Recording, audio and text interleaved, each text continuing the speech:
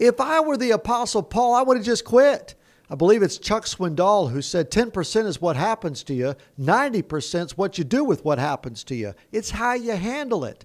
Can you imagine in Acts chapter 14, Paul gets stoned because some men from another city come. They track him down. They essentially start a riot and they get everybody turned against Paul so that he gets stoned, lying on the ground. They leave him for dead. Some people actually believe he was dead. And that might have been the moment that God allowed him to see heaven. You know what Paul does? He gets back up. He goes back into the city. Paul, what are you doing? Doesn't it remind you? I want to know Christ. I want to know him in the power of his resurrection. I want to share with him in the fellowship of his sufferings. I want to become like him unto death.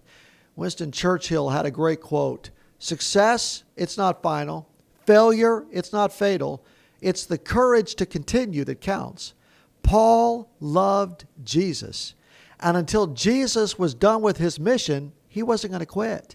He had the courage to do whatever was necessary, even going back into his city after he'd been stoned. No matter what's happened to you, no matter what God's allowed, no matter what you're experiencing right now, God is still able to carry you through. His grace is still sufficient for everything that you need.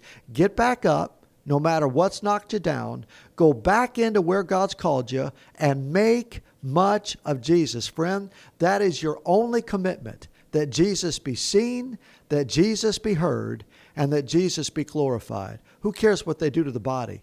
One day you'll get a new body, and you'll be forever with Jesus where nobody can touch your body because Jesus, he's got a place called home.